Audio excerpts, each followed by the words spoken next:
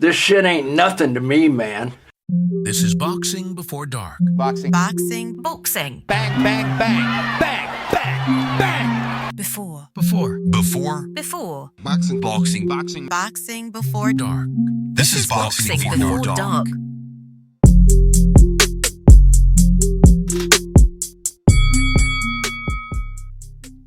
All right. Boxing Before Dark. Back up in your ears, bitch. There's a whole lot of other talk. You want to hear what that is? You're going to have to go to Patreon and hear all about fucking baseball and other... and how neither of us watch it. I just do not give a shit about baseball until it's October, and then if the Diamondbacks are not in the playoffs, then I continue to not care. So I gotta cheer for the Jays. It's like nationally required. Yeah, same reason I cheer for the Diamondbacks. Like I don't care about the sport, but if I'm gonna be pulling for anyone, it's gonna be for my home team. Yeah. I found out yesterday, that it's Bo Bichette and not Bo Bitchett. Bo Bitchett. I thought there was an extra T in there. I've been saying it wrong for like years because he's been on the Jays for years. I saw this post on Instagram. It was like hockey players, and it was, do you know how to say their names? And all the foreign players were on like saying all their really I think I sent it to you. Okay, that's where I saw it then. Yeah, all the Scandinavian names mostly. I thought it was hilarious. Finnish players with all the... I tried my best to pronounce them. Like I do my best between boxing and keeping up with MMA, ultimate effing casuals.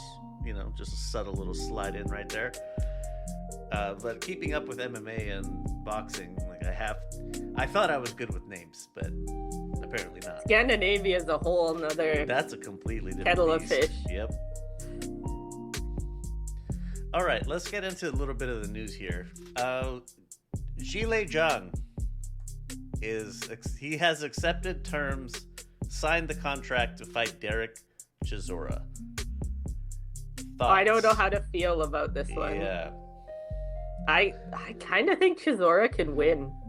You think so? If he avoids that big right hand, or left, or whichever one Zhang hits him with, like, Chisora is so good at being washed. He keeps he keeps what little gas tank he has until the end. He's that little shitbox car that runs 300 miles on empty. Like, I don't know. I think Chisora could outlast him. Zhang has a terrible gas tank. He does. Oh man, now that I was just thinking about the power and like Chisora, but gets Chisora's been hit and not gone down too, though. At some point, the jar's got to open, and I'm not saying he can't lose. I'm saying he can win. I might put $10 on Chisora. I don't think this is good enough for me to break my no gambling streak. Yeah, I throw small bets on bullshit all the time. But this might actually be a more fun fight than anyone is thinking. Or it could be absolutely terrible, where neither one of them does anything. But I do think Chisora will push the pace. Like, that's gonna be his game plan. To force Zhang's hand and make him gas? Yeah. I'm not so sure. I don't have that much faith in Chisora. Despite him continuing to prove me wrong every time he's been out in the last how many years, I continue to not have faith in him. You gotta have faith. It's Chisora. He doesn't stop. He should, but he doesn't. Yeah.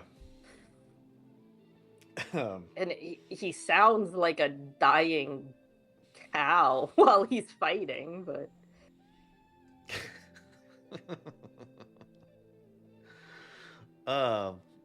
Well, is this finally Chizora's last fight, or does he have two left? this is the one that's last on his contract.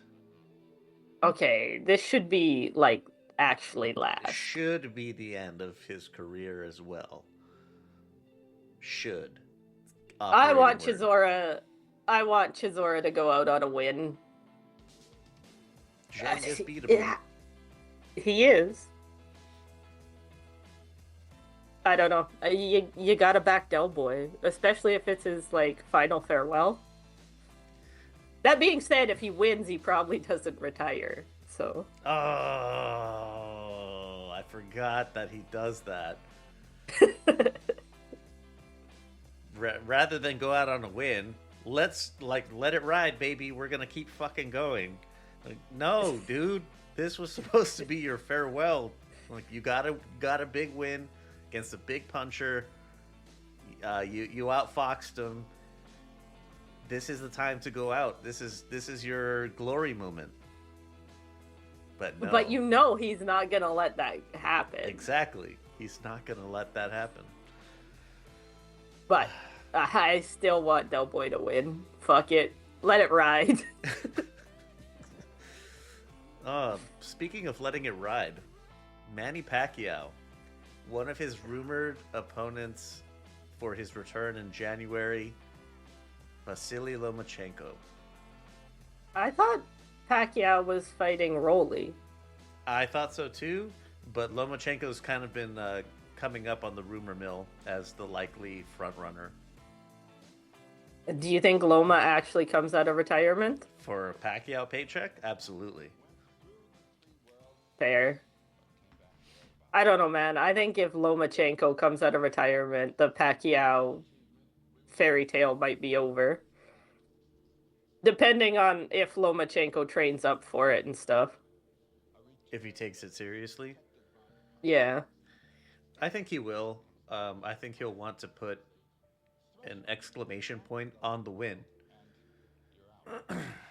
and out ballet Pacquiao's dead calves. I mean, it depends on what Lomachenko looks like now, I guess, but I can't see Pacquiao catching Lomachenko at all. The weight class matters because of exactly what you just said. Because, like, what if they're fighting at 147? Lomachenko was already small for 135. So yeah, but I don't see Pacquiao hitting him. Like, Pacquiao's not that fast anymore. no, he's not. His hands are pretty fast, but his feet are not. Yeah, right. Like, I'm not saying he couldn't possibly catch Lomachenko, but I'm saying if Lomachenko doesn't look super old and out of shape, he just doesn't catch Lomachenko. Right. If Lomachenko has any semblance of his old form, then Yeah. it's going to be a problem for Pacquiao. Like, This version of Pacquiao, let's fucking be really clear so that the hate mongers don't find some reason to send hate mail.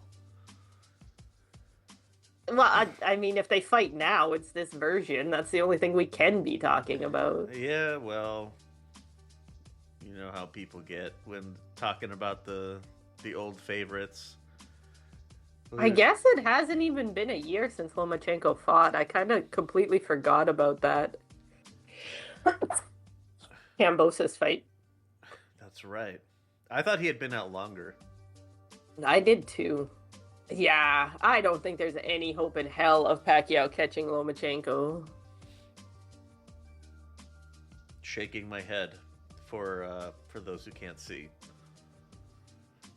They also don't have his age on BoxRec, but he's like 5 years younger than Pacquiao. They don't put their age on when they're inactive. For whatever reason. Like that changes Loma's their my age.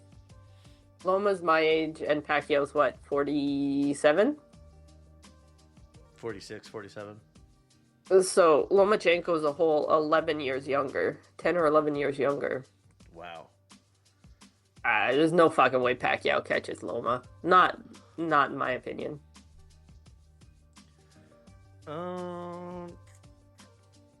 Failed segue. Fundora Thurman rescheduled for Pacquiao undercard. Is this a good move? Does this is I don't know. I feel like Pacquiao is a big enough name to be worthy of having that big of a co-main, but at the same time, this could still main event, right? Yeah, well, and it depends who's Pacquiao fighting. Pacquiao Lomachenko, that's two big names. Pacquiao Rolly, I'd probably be more excited for the Fundora Thurman card, to be honest. I don't know. Thurman's also, I don't give a shit about Thurman anymore. I don't remember the last time I gave a shit about Keith Thurman. That's kind of what I mean, though. Yeah. Like, he's definitely a name, but he's not a name that I care about. Somebody does, but Fundora's main event level to me every time. He's always exciting. But maybe they also kind of, how do I put it? Pacquiao's going to bring in casuals no matter who he fights. So putting a good fight underneath it is kind of like putting a good co-main on a Jake Paul event. Like, you'll get some casuals seeing a really good fight. Right. Is Fundora Thurman going to be a really good fight? I don't know, but... Depends a lot on Thurman. Fundora is always fun. Right. But that's a good way to put it. This is like putting a good co-main on Jake Paul, Mike Tyson. Yeah. Like...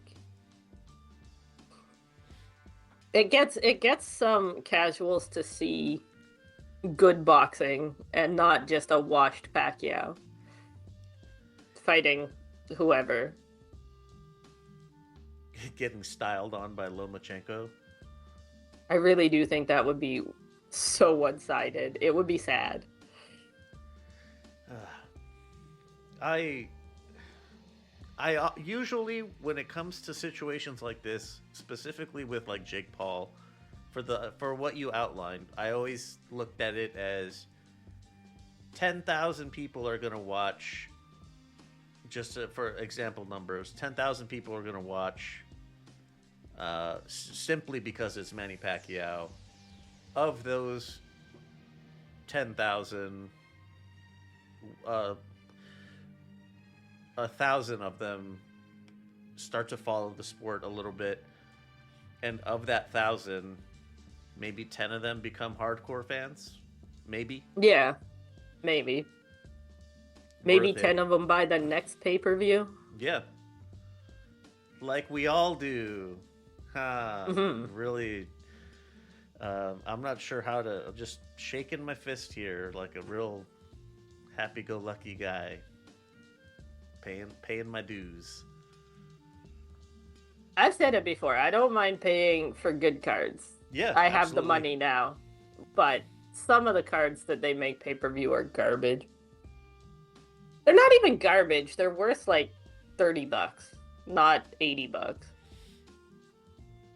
Well, speaking of cards not being garbage, Pitbull Roach has been bolstered considerably. Janibek versus Arislan Lara and Oshaki Foster versus Stephen Fulton have been added to the undercard. That is going to upgrade $80. this. That's $80 right there. I'll pay $80 for that. Yeah. I was bitching last week, but with those two added, it's worth $80. Yep. We went on so long that we just kind of were repeating ourselves just because of how dissatisfying it was. But not this. Nuh-uh. This is worth it. Yeah, no, this is worth it. Is it one of those ones where you would tell a gray, stop being a broke little bitch, or is $80 still enough to be a little bit more understanding? I don't if you're actually broke, like if you have to budget for $80, I probably wouldn't spend it on this one. But if you budgeting for $80 is not going to the bar this weekend, then it's worth $80 to you. You know Yeah. what I mean? If $80 is going to the bar on Friday with your friends, If then you have the disposable income. yeah. But if $80 is like, oh, I guess I'm eating beans and rice for the next 2 weeks or Ice 3 soup. weeks, yeah, yeah, depending where your financial status is. But if it's like I'm gonna stay home and watch the $80 pay-per-view instead of having drinks with my friends, it's worth it. Yeah, definitely. Or you could just have people over and charge them $5. BYOB. Yeah. Oh. Sorry, that was my alarm. I didn't hear it. Mm. So there you go. That's a callback to Patreon content. Richard Torres versus Tomas Salek. Who is Thomas Salek? Yes. He certainly is a fighter of all time. I don't know. Just He's from Czechia?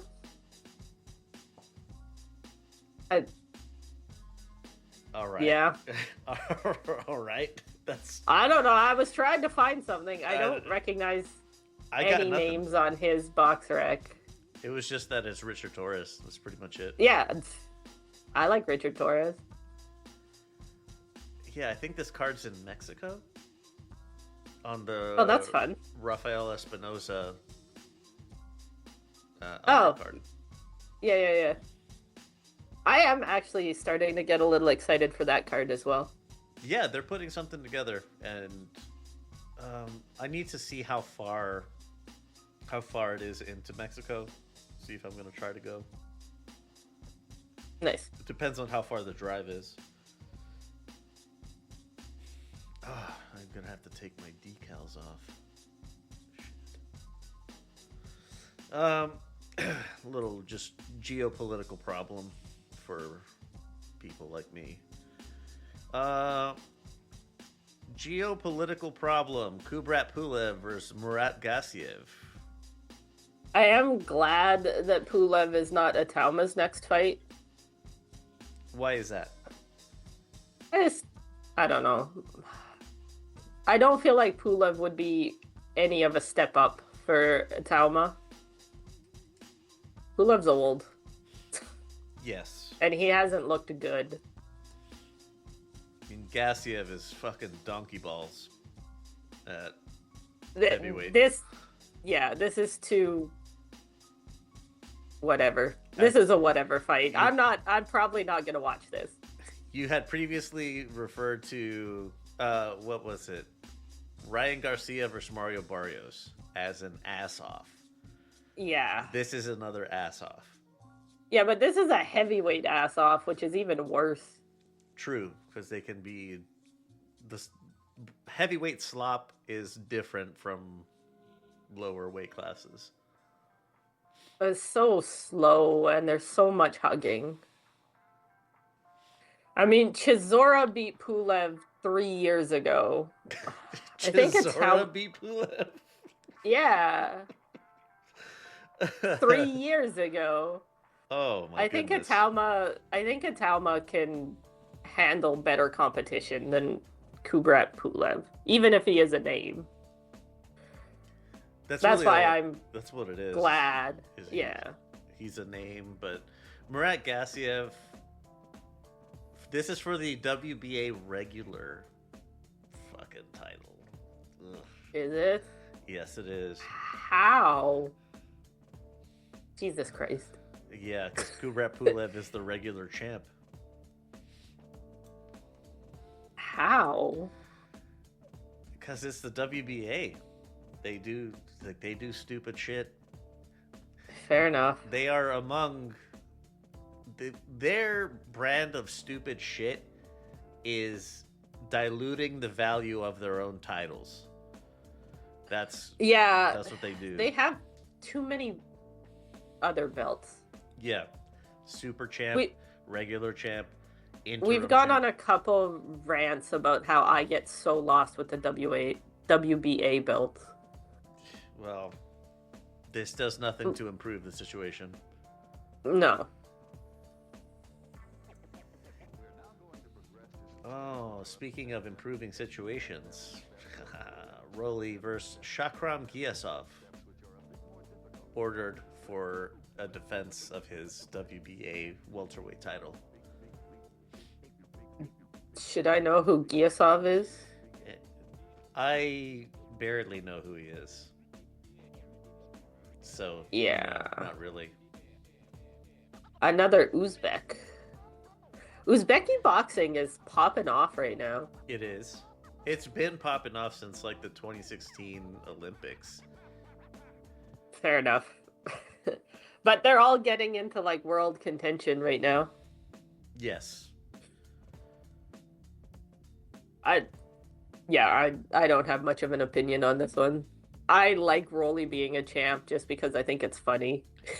It is. But- That's when I was thinking of what I was gonna say, like as a reply to your why you like Rolly being a champ. And my immediate thought was, it's funny. It's just too funny that he's a champion. Oh, two-time, two-weight class world champion, Rolly Romero? Like, come on. How could that not make you smile? It's too fun.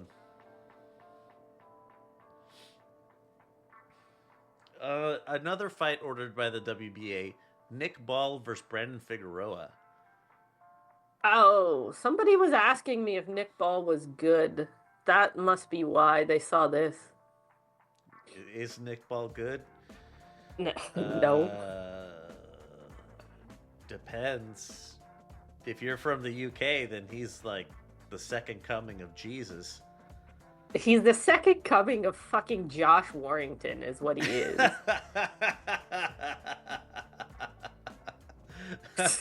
I am not a fan. Yeah, he's proven himself to be pretty limited, but his limitations are at a high enough level that he can beat guys like Ray Vargas or I guess, yeah. Ray Ford. I don't know. I think Figueroa can handle Nick Ball. I think so too. It's not a bad fight, but I think Figueroa is a good enough boxer that Nick Ball's not going to overwhelm him. The height difference is going to be humorous. Very humorous. But yeah, my answer to is Nick Ball good is usually no. But I would say he's all right, but I'm typically overly generous with my assessments. Like I try to give a positive spin to anything. I'm too nice, I guess. I don't know. yeah. So I would say he's all right. Anyways, I'm gonna be backing Espinoza, Figueroa. Figueroa, whoever he's fighting. The tall Whoever. Mexican Doesn't guy. fucking matter who it is. Not really, no. Oh, Figueroa is the one that looks like he's wearing eye makeup all the time. That's correct. Okay. Yes. He has very nice eyelashes. I am jealous. Natural eyeliner. Natural mascara. Yeah, but he looks like he's wearing both eyeliner and mascara all the time. Maybe he is. I don't know. It would, if it were to come out that he was or that he does, it wouldn't surprise me, just because he's like done modeling and he's been in movies. His nickname is the Heartbreaker. Yeah, wow. So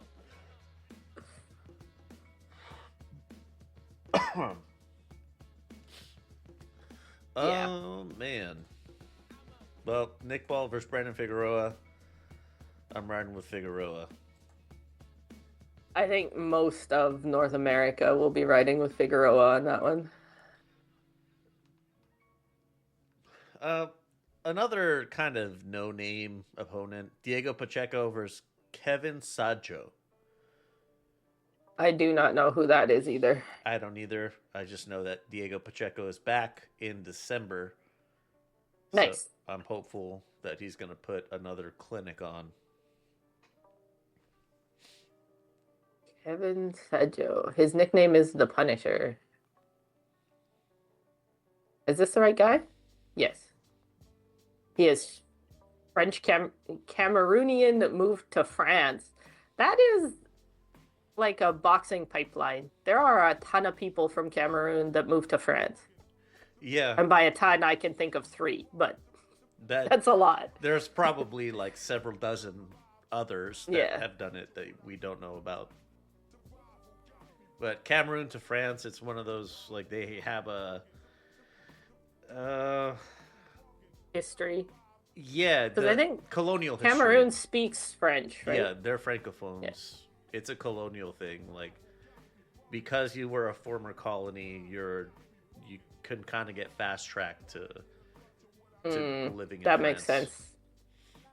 Sorry for ruining your entire fucking lives. Your governments and everything. Sorry about that. Come to Paris. It's pretty cool here. I assume Pacheco is probably going to win this. Yeah, it's a safe assumption, but I'm trying to think of a safe assumption that we had that got where someone from France sparked somebody. Yeah, that's exactly the one. I'm wondering, who could that have been? Pacheco better not get Sarast. Sarast is a good verb. Yeah. It's a good one. It has come into my vocabulary. I really like it. Because you can almost tell what it means even if you don't get the reference. True. Because it sounds like you're saying sauced. Yeah, that's exactly what I was thinking. It sounds like you're getting like styled on, even if you don't know what the styling is.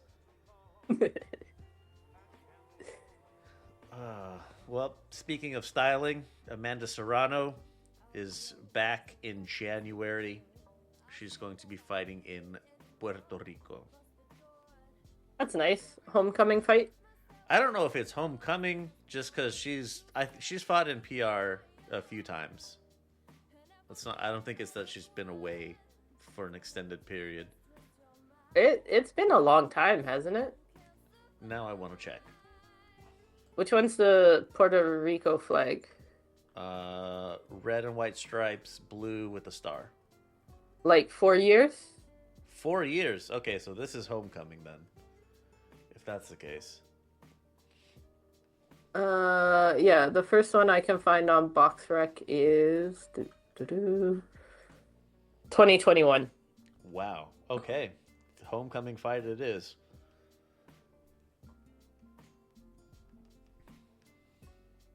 Actually, she hasn't fought in Puerto Rico very much. Almost all her fights are in the States or the Dominican. Really? That's Dominican, right? The white cross with the red and blue? I believe so. Santo Domingo is Dominican. That's Dominican. Yeah. That's surprising, because I know she lived a lot of her life in New York. I mean, Puerto Rican, New York, that's a fucking pipeline. Yeah, I only see 2 Puerto Rico fights on her box rec.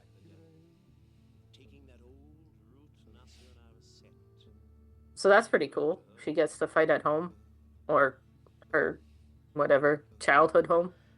Fought in Sweden? That's fucking random. Rita Wahlberg used to be a big name. Was she? Yeah. Okay. That's not super random.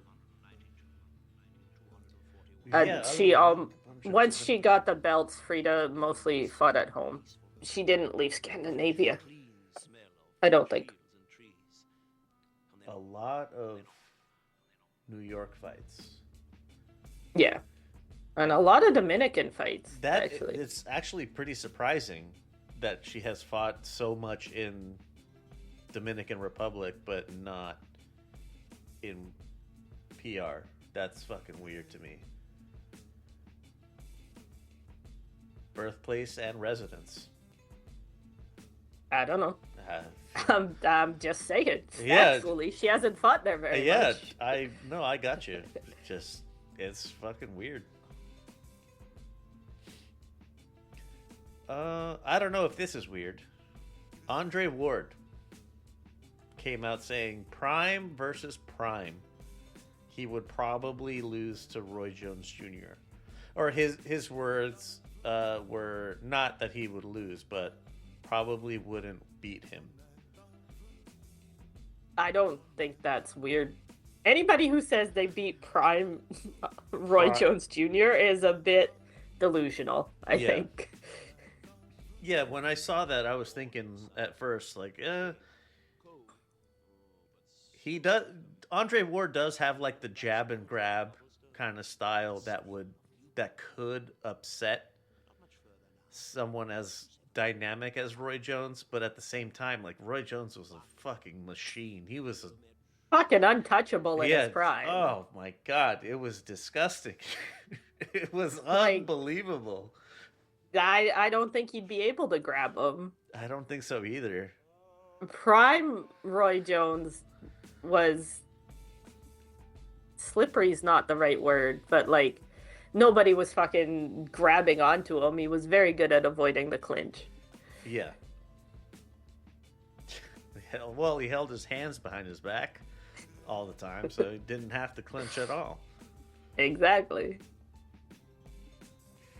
I just thought that was interesting for someone who has been as successful as Andre Ward, for him to say, Yeah. to have But I mean, that little, it's just being honest. it's that little bit of humility that you wouldn't expect from someone who retired undefeated, who beat a lot of good names, to say, and then for them to say like, I don't think I'd win that fight. But I guess it's always it's easy to pay homage to the legends, or to pay credence to the legends rather than hyping yourself up even more. Yeah. To the point of sounding silly enough saying I would beat Roy Jones in his prime. Yeah, I don't think anybody really can say that. Well, that's it for the news stuff, unless you have anything more for anything that we covered. No, I don't think so. All right, so I'll throw in some notes here. LVX Media Net, that is the social media handle everywhere. If you cannot find it, chances are we don't have an account there. If you want us to have an account, then hit me up. Fucking DM me on whatever other account, what other platforms you have. Wherever you're listening, hit us with a rating. It helps push us up the social, or the search algorithm, excuse me. And if you're feeling a little extra, then why not hit us with a review? And if you listen to this, chances are you listen to Boxing B-Sides. You know who Josh is. You know Josh's rants. Go to lvxmedia.net and you can check out Josh's rants in written form. They're actually really well written out. I think I was talking to him, he has in the pipeline something on Jaron Ennis, an ode to Terrence Crawford. Those are the two that I remember off the top of my head, but he has more coming down the pipe as well. So, let me take a moment. What if a small natural step could make a profound difference in your daily well-being? Many of us grapple with everyday stress, looking for natural ways to support our mood, our mental resilience, and our overall vitality. The answer might lie in nature's wisdom. Support for this episode is from psilocybin, the powerful psilocybin mushroom in a convenient microdosing capsule. Revered in traditional practices, psilocybin is gaining recognition for its remarkable benefits in mental health. With psilocybin, you're choosing a natural path to holistic wellness. I feel it's incredibly important to say that this isn't a substitute for professional medical advice, it's just a really good supplement. Of the 3 blends, I've tried the Inner Peace blend, and I can tell you from the beginning I felt a greater sense of calm and mental clarity. I've been juggling with some unfortunate stressors, and I've been doing it with a lot more resilience. But psilocybin is more than just a supplement, it's a step towards a more harmonious you. If you want to have a look at what psilocybin has to offer, go to lvx.be/psilocybin, that's SOULCYBIN, and use the code LuxMedia to get yourself a nice discount. Help us out a little bit in the process. Take the first step towards inner peace and clarity. Nurture your nature with nature. lvx.be/psilocybin. Use code LuxMedia. In today's connected world, your digital life is always on. You shop, you bank, you connect with friends and family. All of this happens online. But with every download, every click, there lurks a hidden danger. Viruses and other cyber threats. One wrong move and your personal data, your photos, even your identity could be at risk. And that's a scary thought. You need more than just hope or vibes. You need proven protection. Support for this episode is from Malwarebytes. It's your digital shield, constantly detecting, blocking, and eliminating the nastiest shit that you can find online. Think of it as your personal cyber guardian, always on watch so that you don't have to be. With Malwarebytes, you can browse, bank, enjoy your online life with confidence. No more worrying about malware, phishing scams, ransomware, or any of that other nasty shit. Enjoy secure access to what matters most to you. Protect your digital world, protect your peace of mind. Take Malwarebytes for a trial run today. Go to lvx.be/mwb and invest in your online security today. And there we are. You know, I always love Josh's rants. It's my favorite part of B-Sides. We got dropped from our ramen sponsor. I heard on the last... I'm sucks. really fucking miffed about that. I'm looking Maybe for another ramen sponsor just to be like, yeah, well, fuck you. We'll get the goddamn noodles. Don't worry about that. They didn't tell you why? No. Maybe you were selling too much. They were giving too many discounts. Yeah, right. We weren't doing that well.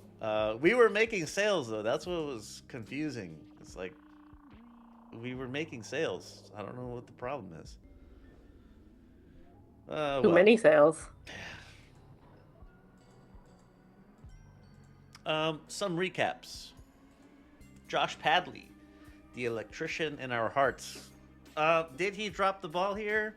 I think he did. Though he may have gotten the nod. I don't. Those scorecards were fucking madness. Atrocious.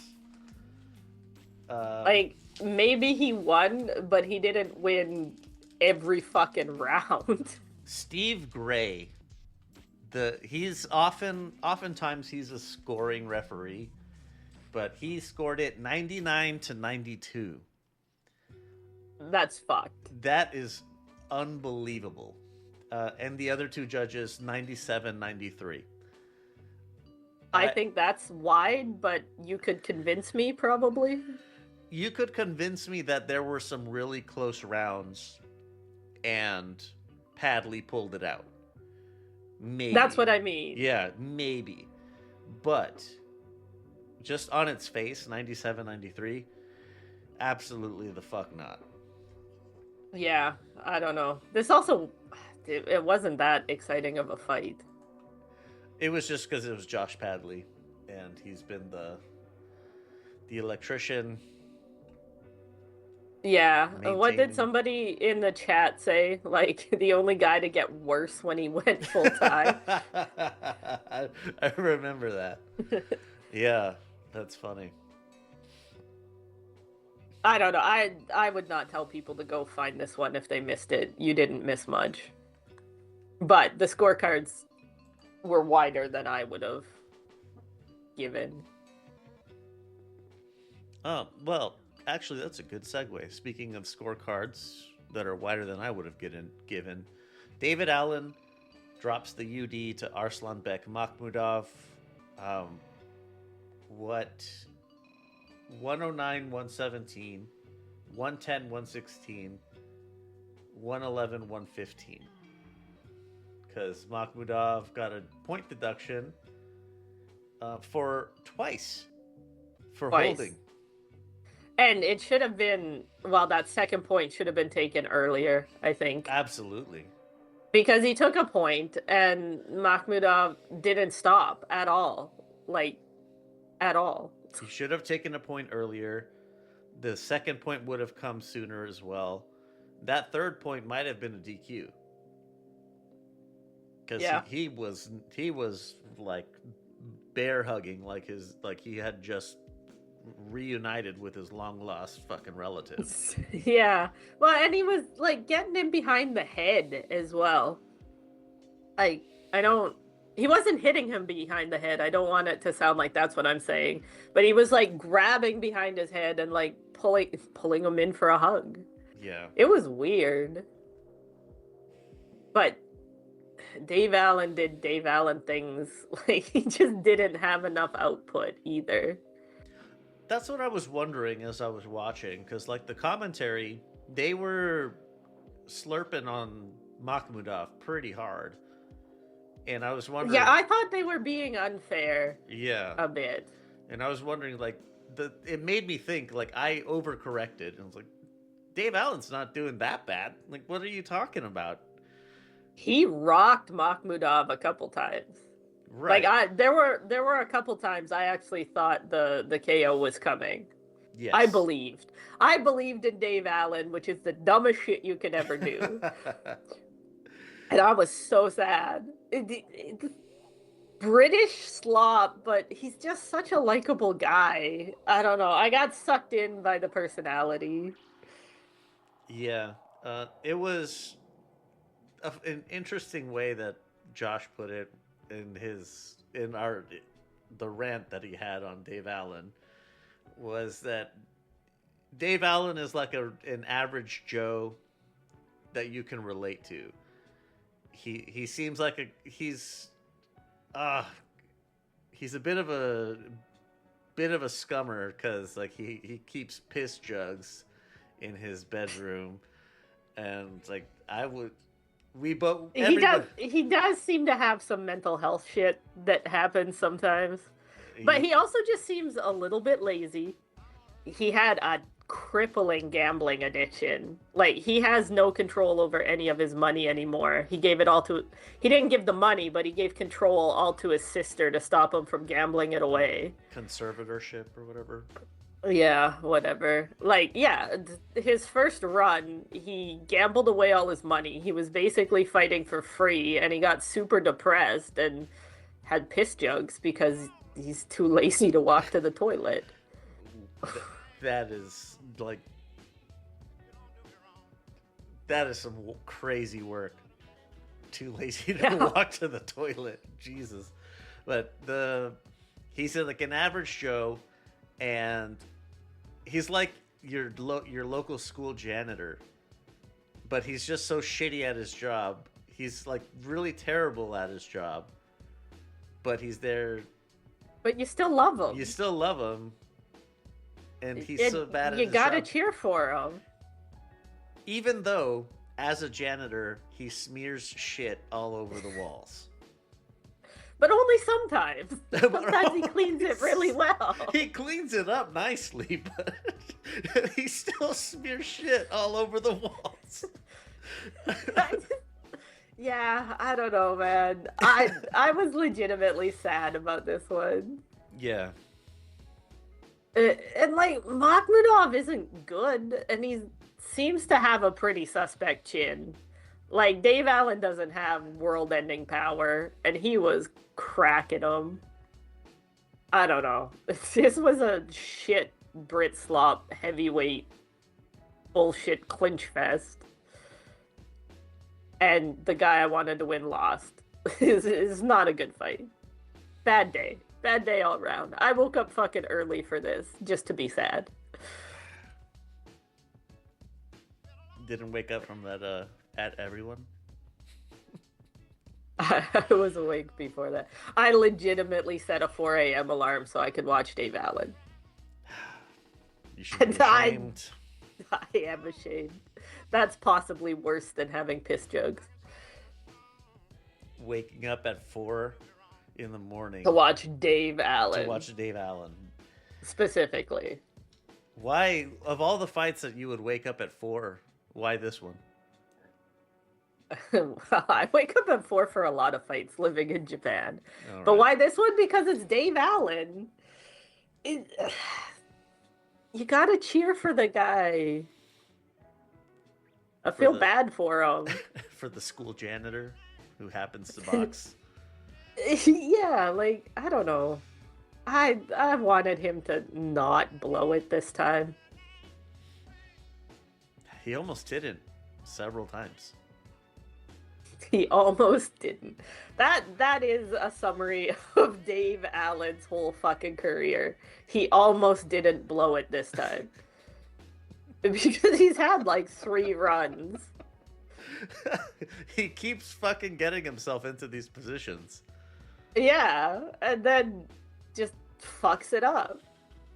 I really thought this time he was gonna. I believe He was- in Dave Allen as well, because Arslanbek Makhmudov is hot fucking garbage. Yeah. Ugh. Anyways, Yeah, speaking of not hot garbage, the Duran Ennis card. Quickly, Guido Vianello stops Alexei Barrier in the 5th. Calls out AJ right afterwards. Oh, so did Makhmudov. Both of them, they called out AJ. Yeah.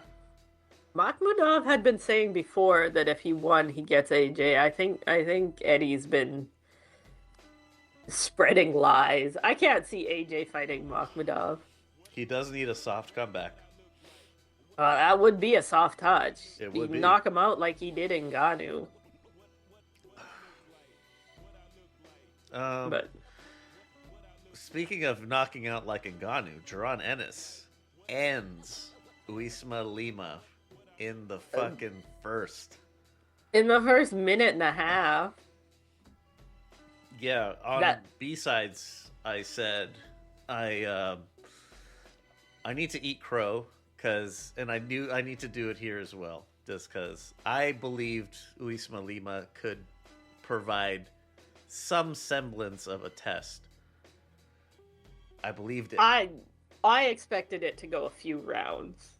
Like, I thought Boots was gonna win, but I didn't think he'd blow him out like that. Not like that.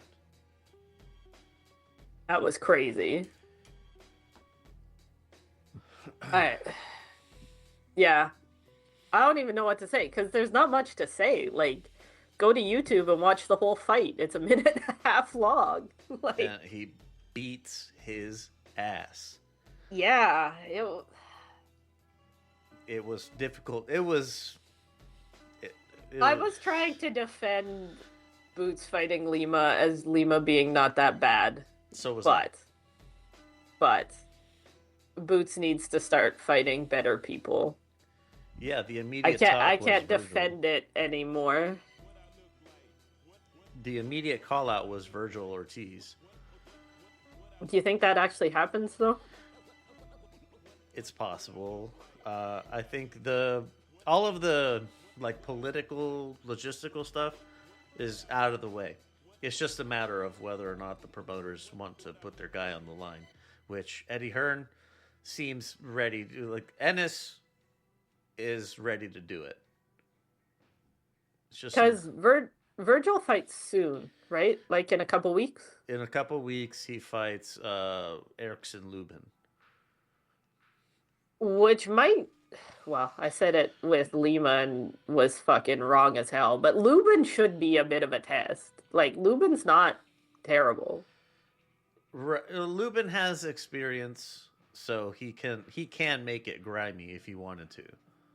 Like, who's Lubin lost to? He lost to Fundora, which is Charlo. a respectable, and Charlo. He's only lost to the really best. That was a while ago, though, and he hasn't fought anybody. He robbed Jesus Ramos, so I'm not going to let that go. That even was a couple years ago, though. Yes. He hasn't been super Well, I guess he'll have 2 fights this year, but Active-ish. no fights last year, though. Shaking my head. I don't know. I would like to see Virgil versus Boots. Who wouldn't? I can't see what other fight there is to make at 154. Like, that is the number 1 versus number 2. Who is at 154? The champs are Mortazaliev has the IBF. Abbas Baru has the WBA. Oh, right, the German guy. Yeah. WBC is Fundora, and WBO is Xander Zayas. Either of those guys beat Xander Zayas, I think. Boots or Ortiz. Mortazaliev would be... I don't remember even watching Baru. I have no idea who this man is. It's not a whole lot to remember. Somebody said he looks like Terrence Crawford, and they're right. Like, their eyes are the same. Huh. And now I can't unsee it. But, like, Murta's a tough fight for anyone, I think. And Fundora's a tough fight for anyone. Yeah, that's what I was saying. In the immediate aftermath, it was just his frame is a challenge for even someone as talented as Jaron Ennis.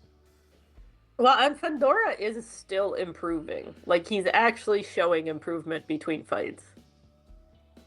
Which, once you get to the world level, not everybody does. You know what I mean? Like, yeah, I got you. But, I don't know. Unified Interim is kind of funny, so... Unified Interim? What? Boots is interim WBA and Virgil's interim WBC. Oh, shit. Unified Interim. Undisputed Interim. Yeah. I find that funny. But I would be surprised if they don't make them fight. I'd be surprised if they don't wait for one of them to get a belt, which I assume would be Ennis. Fighting Baru. Yeah. If Thurman somehow beats Fundora, Virgil would kick Thurman's ass, I think. I don't think that would be very pretty. It would be a colossal beatdown. Might be an injury off on the way to the fight, too. Oh, shit. I still can't believe it's Fundora that caused that delay and not Thurman. That's crazy. But, yeah, I don't know. Boots fucking steamrolled Lima. Boots needs to fight somebody good. Like, somebody I don't need to defend.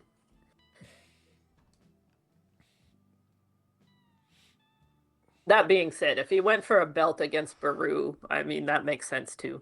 Yeah, it's the logical step. Yeah. Anything more for Ennis? I don't think so. And last thing on the docket, coming up this week, we have a Queensberry card at the O2 Arena in London. whole bunch of shit on here that I do not care about, even a little bit. Where's Lynn? Because somebody needs to put this shit into context for me. Jimmy Dean is a fuck of a name. Yep. All one word. Jimmy Dean.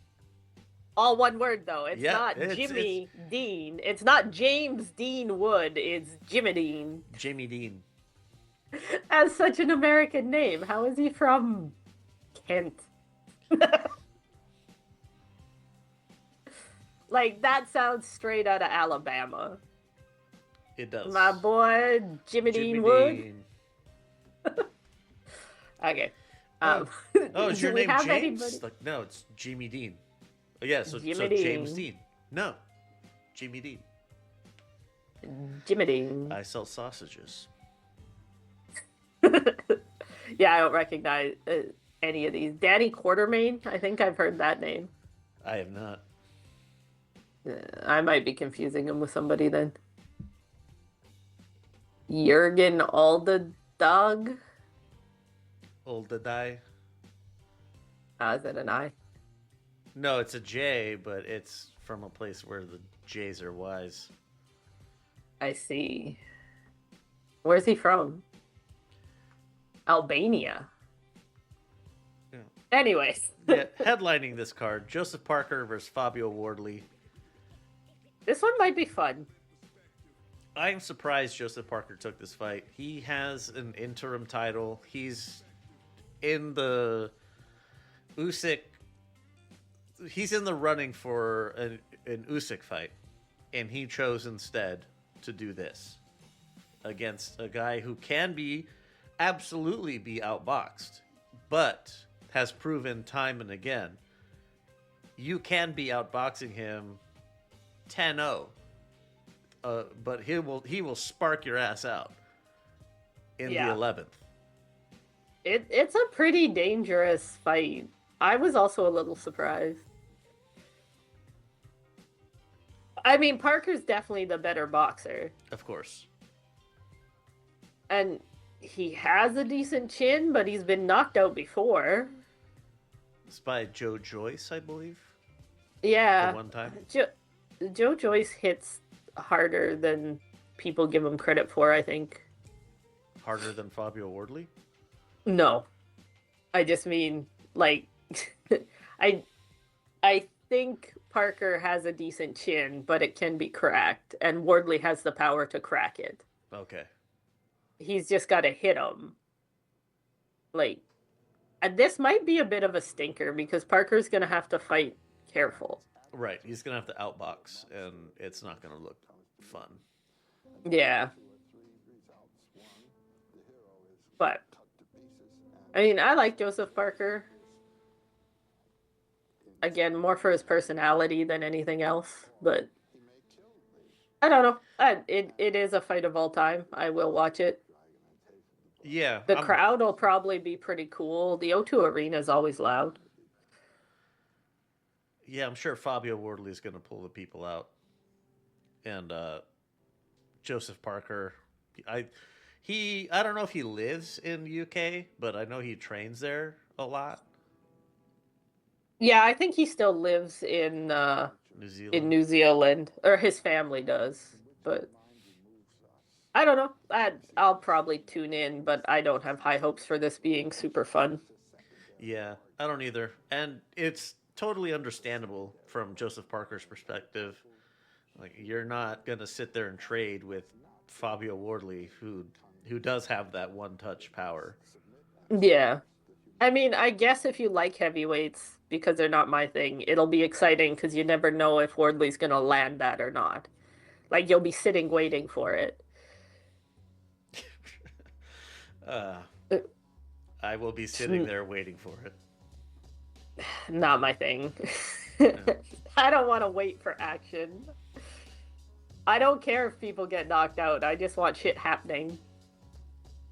5,000 punches in the first round. Yeah. As Damel would say, I like the shiny keys jingling in front of me. That's the type of boxing fan I am. Well, that's it. Yeah. Anything more for Parker or Wardley? No. All right. What the fuck? Mariners just got 5 runs in the 9th. Or the 8th. Grand Slam? I don't... Well, that's only 4, so they got at least... They got more than a Grand Slam. All right, let me do this. Pop quiz, hotshot. What's tiny, fuzzy, and responsible for a large portion of the food we eat? If you guessed bees, well, you nailed it. Seriously, 1 out of every 3 bites on your plate depends on bees. So there's a bit of bad news here. These little heroes of our gardens and dinners are struggling. Between habitat loss, climate change, and pesticides, it's a fucking bummer. Without them, our world would look a lot different and it would be a lot less delicious. But there is good news. Support for this episode is from Project Honeybees. So when you pick out something nice for someone special, or just something nice for yourself, your purchase adopts a queen bee that you get to name and get to watch over, and you'll support the protection of these extraordinary little creatures. Ready to make a statement and a difference? Go to lvx.be/bees and start browsing for your next gift. Your next favorite accessory can also be a lifeline for our buzzing buddies. Project Honeybees. Get yourself a nice little discount, help us out a little bit in the process, and help save the fucking world. lvx.be/bees. Use code LEO33862. Buzz, motherfucker. So, if you want to get yourself into the conversation, 833-589-7637. That works on WhatsApp. If you want, you can send a voice note on WhatsApp, and if you are sufficiently entertaining, then you'll hear yourself in the show next time. Or if you just want to drop a text or whatever, that's fine too. If you want to hit up, we talked about, you heard us mention like the chat and stuff like that. If you want to get yourself into Discord, lvx.be/discord. And you heard me mention the ramen ads. If you want to get rid of them altogether, lvx.be/Patreon. Whatever your preferred browser is, go there. Sign up there. If you sign up in Patreon, you can go to Discord and get yourself a role. Bypass a little bit of the hazing. Otherwise, that's all I got. Do you have parting words? Do I have parting words? Yes. So, if you ever get a chance to buy tickets for 1FC, just fucking do it. I got an email. I pre-ordered my ticket really early for the November one in Tokyo. I got an email saying they moved up the start time by 4 hours, and the end time has not changed. What? It is now, so 13 the arena opens. hours. No, I sent you this when after that. But the arena is open for seating for 13 hours. Doors open at 10, not 13 hours. 10 hours. Doors open at 10 a.m. And usually this shit closes at 10 p.m. Like, I'm usually out of the arena by 10 p.m. So that's 9 hours of actual fighting, because fights start at 11. It's crazy. I'm gonna have to pack like Food. fucking lunch, because the last time when I went to Ryzen, they ran out of food. By the time I got through the long ass fucking line to buy food, they're like, sorry, we're sold out of food. It's just beer now. Which is theoretically great, but if I have to leave my house at 9 a.m. to get there before the fights start, I gotta eat something during the day. Yeah. Like, I can't just drink for 12 hours and not cause problems. Not cause problems. That's a good caveat. I could drink for 12 hours, but it would cause problems. But I'm super excited about that, and that email made me more excited. Fucking 12 hours of fights, Leo. That is a lot. The closest to me is Denver, and that's like a 10-hour drive. or I'd have to fly. I'm just saying, like, it might be worth it. If I could, I might, depending on the card, depending on the event, who's on it, I might go. Well, so the headline for this one is Super Bond, which is exciting as fuck. Or at least to me, it's exciting as fuck. And Rod Tang's on it too. I've always wanted to see Rod Tang. Super Lek is on it. He's fighting kickboxing, not Muay Thai, but he should still be a fun watch. Super Lek's on it too? Yep. Nice. Takaru Sagawa's on it. Like, okay, how many... This is the main card, so, like, not the other stuff. 1, 2, 3, 4, 5, 6, 7, 8, 9, 10, 11, 12, 13, 14, 15, 16 fights on the main card. Kickboxing and MMA and Muay Thai, looking at 30 minutes a fight. Yeah, I'm just saying that's a so lot of fucking fights. That's a lot of stuff. And like, I don't even follow one really, and I recognize a bunch of these names. I'm super excited for it. You're following Super Lek's one now. Way down. He is. Yeah, but I exclusively watch the Friday night fights. Like, and I don't know who any of those people are. Exciting. Super exciting, but no name recognition at all. But I guess my parting words is I'm fucking excited for 1FC in Tokyo. And if it's anywhere near you, you're gonna get your money's worth, because I know tickets are cheap here, but I'm only paying like $100 Canadian for my ticket. That's like 85, That's like 80 American. Yeah, it's not much. I'm in the upper deck this time, but still gonna be fun. I don't have the only parting words I have. I'm gonna use Josh's old refrain of Pro Box good. Yeah, Pro Box is good. Watch Pro Box. The next Pro Box card is on November 7th. God, and it has a couple one. guys I really like. Yeah, like this card. is gonna be better than normal Pro Box card. Yeah, good stuff. All right, that's it for this edition of Boxing Before Dark. My battery's getting low. And it is getting dark. All right, see you on the other side of Joseph Parker.